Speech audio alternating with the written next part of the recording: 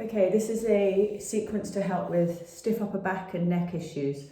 So if you've got a chair at home and you prefer to do it seated, you can sit on your chair, you can have a mat on the chair as well so it's less slippy, and you can have some blocks or a firm scatter cushion between the legs so that you can squeeze it with the knees to remain stable and get a good lift in the spine. If you prefer to do it seated, then you can have something soft like a blanket on the floor, and if you own a bolster, you can sit with the bolster over the feet, sitting on top of it, so that you've got a nice, the importance is grounded hips and a long lifted spine. So the first thing we're going to do from here is just do Parvatasana, interlocking the fingers with the right index finger on top, turning the palms away, lifting the chest, looking forward, level chin, level gaze, grow tall to the crown of the head. Inhale, stretch the arms up. Draw the outer upper arms towards the ears, get that length and lift in the trunk, and just observe if one side is tighter or not. Stretch up, extend to the wrists rather than the finger interlock. You can always look at your hands and just check that they look flat towards the ceiling. And then exhale and bring the arms down. Change the interlock, left index finger on top, turn the palms away, and then stretch up and reach up. Keep the navel to spine, a lift of your front pelvic crest, so don't poke the lower front ribs forward. Stretch up, and then bring the arms down. Okay, we're then going to do the same with the interlocked fingers, but behind you. So the right index finger closest to you, and you're going to roll the shoulders back. Now as you roll the shoulders back, what this does do is turn the upper arms back and gives containment of the shoulder blades and draws the shoulder blades down away from the neck, which helps that broad trapezius muscle, the diamond shaped muscle. And then from there, you're just going to look to the right. Keep your chin level, try and keep the ears level, keep the trunk lifted, roll the upper arms back, so you're improving the crease at the back of the armpit, stretch down to the wrists on the arms so the arms remain straight, and then bring your head back to centre and look to the left. Notice if you've got similar movement, compromise movement, better movement than the right hand side. Still stretch the arms, stretch to the wrists, keep the interlock firm, lift the chest, and then look to centre. Release the interlock, and then you're going to change the interlock from right to left. Then from there, with that change of the interlock, you're going to bring your right ear towards your right shoulder. So you're just lengthening the left hand side of the neck. As you do, keep that left collarbone broad, the back of the left armpit descending down, both front armpits ascending, coming up. Still roll the tops of the upper arms back, and then bring the head to level. And then take the head to, so left ear to left shoulder, so you're lengthening the right side of the neck. Feel if it's different. Keep the tops of the shoulder blades and the collarbones broad so that there's a breadth in the shoulders. Keep the navel to spine, and then bring the head back up to centre. Change and just release the arms. Now from here, you're going to bring your arms up, and you're going to take your right arm on top of the left, and you're crossing the upper arms by the elbows and squeezing those forearms together and entwining the hands where you can. Your palms won't be fully together. And then you want to lift the chest, spread the collarbones, push down with the top right arm, pull up with the bottom left arm. Keep those lower front ribs back. Get that lift from behind the front pubic plate, behind the navel. Let the shoulders broaden away from one another. Release.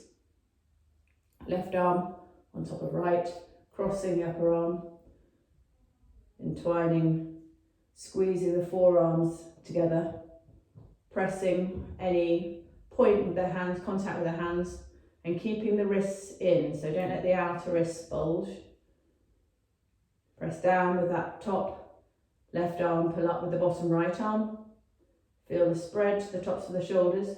Can you improve that spread? And then release. Just roll the shoulders back. Okay. And then you're going to get up briefly.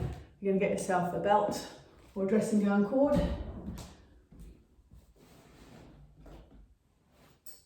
So you've opened the backs of the knees. You can sit back down again on your chair or on your bolster. Just open the backs of the knees so that the knees are open. Extend the heels. Push the big toe mound of the foot away. Draw the little toe side of the foot towards you. Open the backs of the knees. Sharpen the kneecaps towards the hips. Roll the shoulders back. Level the chin and grow tall again. In Dandasana from the chair or from your bolster. And then you're going to release.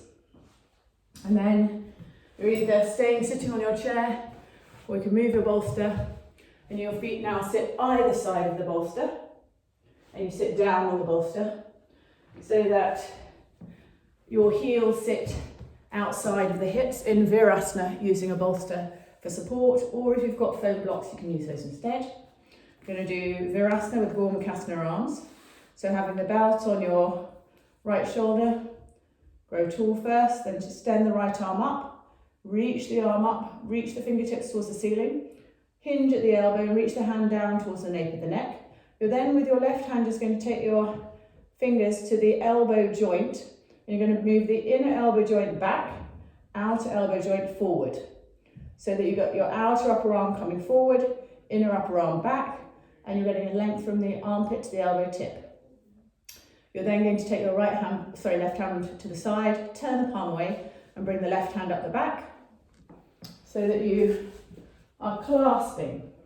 If you can't clasp, you have your belt. Don't overwork it, but feel as though this elbow is not coming out, it's coming in and up, and you're stretching the arms up the back. Try and stay even in the side trunk, and then release. Place the belt or the dressing gown cord on your opposite shoulder, stretch the arm up, reach up again, feel that length in the left side waist. Can you mimic in your right side waist? So can you lift into your right armpit? So rather than distorting and pulling these ribs out, can the outer ribs stay slightly in, but extended to the ceiling? Then turn the palm away and hinge at the elbow. Turn that elbow joint so that the fingertips reach down towards the nape of the neck. Take your right hand to the side, turn the palm away, and bring the right hand up the back. See if you can clasp or hold the belt. Observe whether it's easier or trickier. Keep the chin level. Don't move your head toward or away from the arms. Bring that elbow joint forward and up. Keep your right collarbone broad. The inner right upper arm lifts to the shoulder girdle. The back of the upper arm stretches down towards the floor. And then release. Okay. Then from there, you're going to kneel up again.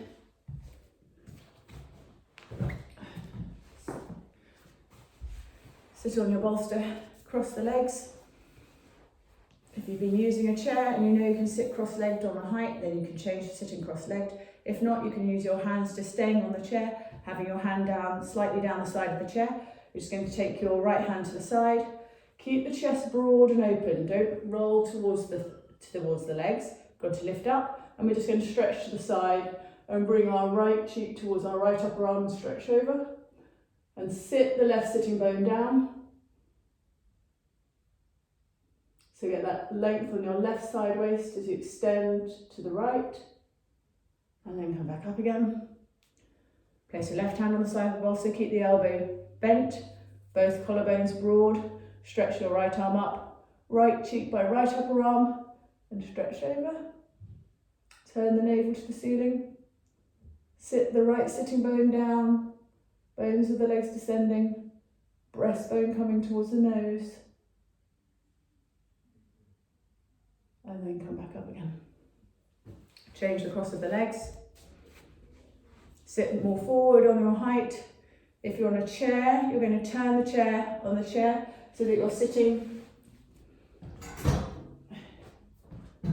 the side of the chair, with it to your right hand side, so that the chair back is to your right hand side, so you can lift and turn to the right. So we're also doing a twist, boundary adjustment chair twist, or with the change of the cross, we're going to turn to the right. Bring your left hand across, take your right hand back behind you, turn the fingers outwards, just catch it on the back edge of the bolster.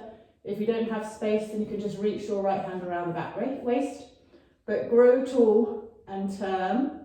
Look over your right shoulder. Keep lifting the chest. Roll the right shoulder back. Make sure you're keeping your left collarbone broad. Lift the side waist. See if you can lift the navel, the tummy button, and turn a little bit more to the right. Maintain the turn as you just turn your head and look to the left. And see if you can lift up and grow tall and turn a little bit more to the right, looking in the opposite direction. And then lift and turn back to centre. Find that length of the spine. Take your left hand behind you, right hand across, grow tall, and then lift and turn to the left.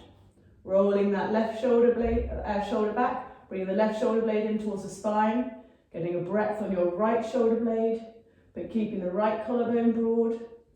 Lift and turn the waist, turn the ribs, looking over that left shoulder, lifting the chest.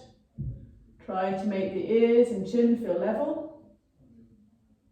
And then maintain the turn to the left as you look across over your right shoulder. And see if you can improve the turn away from your gaze to the left as you keep your gaze to the right. And then lift and turn back to centre. Then from there,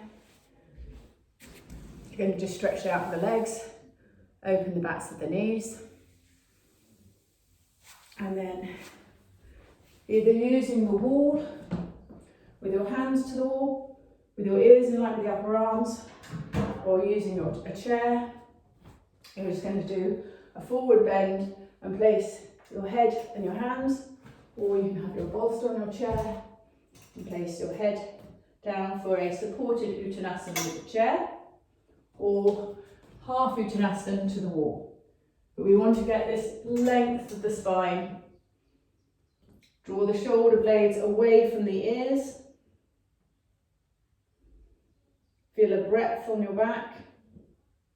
Extend your breastbone forward. Firm the legs. Lift the kneecaps up. Lift the front thighs. Lift the sitting bones up and outwards.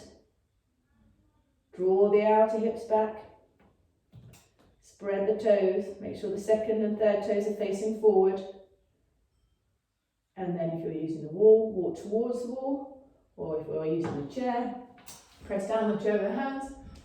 Inhale and come back up. So hopefully that's released some of the neck issue. The last thing I want to do, so you can either be sitting on a chair or sitting back on your bolster, is just looking slightly up and looking slightly down. So if you've got a chair back, you can have your hands to the chair back and it's rolling the shoulders back. If you're sitting back on your bolster, you just repeat the interlock of the arms behind you. And then from there, we're going to roll the shoulders back and look up slightly. This is not flinging the head back. It's just lifting the chin, lifting the chest, allowing the front of the throat to lengthen. Breastbone lifting up, collarbones broad, turning the tops of the upper arms back and outwards. And then you're going to keep that action as you look down, allowing the back of the neck to lengthen, soften the front of the throat.